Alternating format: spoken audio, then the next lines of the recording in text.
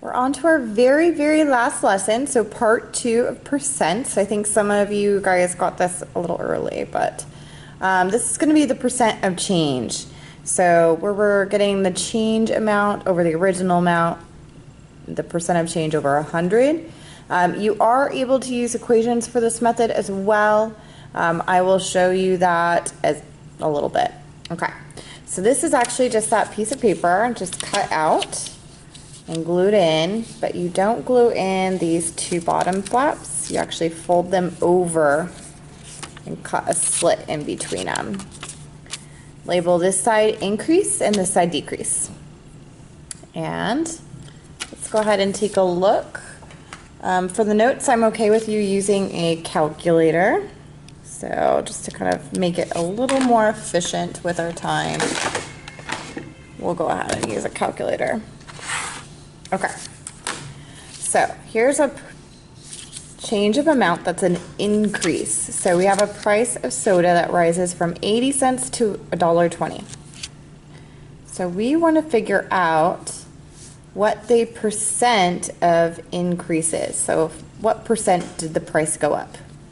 So we start with that original amount of 80 cents. We're going to have the change amount, which is $1.20 minus 80 cents, which gives us 40 cents. And that is the increase amount. So that subtracting the two numbers is just letting us know that the price increased by 40 cents. So $1.20 minus 80 cents. And now we're going to have 100 over X. And this will let us know what percent the price went up to go from 180 to $1.20. And if you're even able to kind of see, you can actually see it went up 50% because 40 is half of 80. But we'll go ahead and set it up. So we have 0.8x equals 40. I mental math that because multiplying by 100 is just going to move that decimal over 2 times to the right. Now we'll divide by 0.8 and take our calculator. 40 divided by 0.8 is 50. So the increase was 50%. Right, so that would be an increase percent. Now let's look at an increase amount. So a jewelry store marked up a watch for 250%. If the store purchased the watch for $90, how much did they charge for the watch? Okay, so here we're getting a percent of increase, and I'm going to show this with proportions. On this one, I'm going to show you with the equation method. So here we have the original amount was $90. So you always want to make sure you're getting a profit when you're selling things. The original percent is 100%. We're marking it up 250%. So it's going to go up 250%. We don't know the amount of change, so the amount that it will increase in price. So we have 100x equals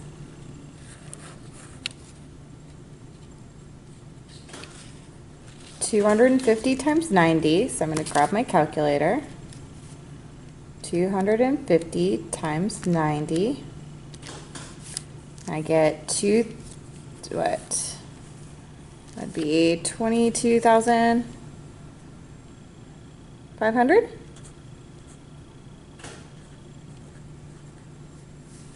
And dividing by 100 is just going to essentially move that decimal in 2 times to the left.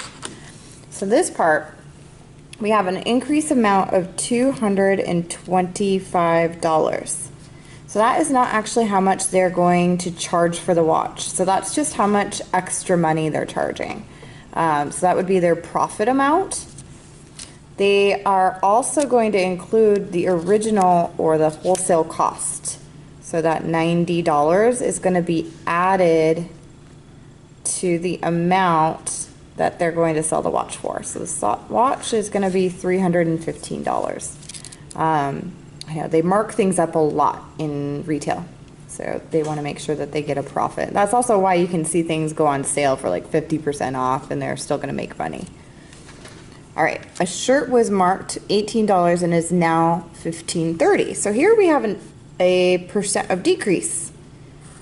So we're actually going to have a percent that the shirt went down in price. So we don't know what that is yet, but we know the original percent is 100. The original amount is 18.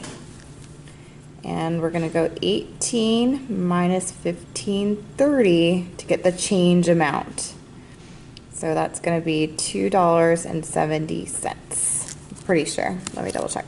Mental math skills. 18 minus 15.30. Yep, 270. And I'm going to set my cross products equal 18x equals 270 divide by 18 and 270 divided by 18 equals 15.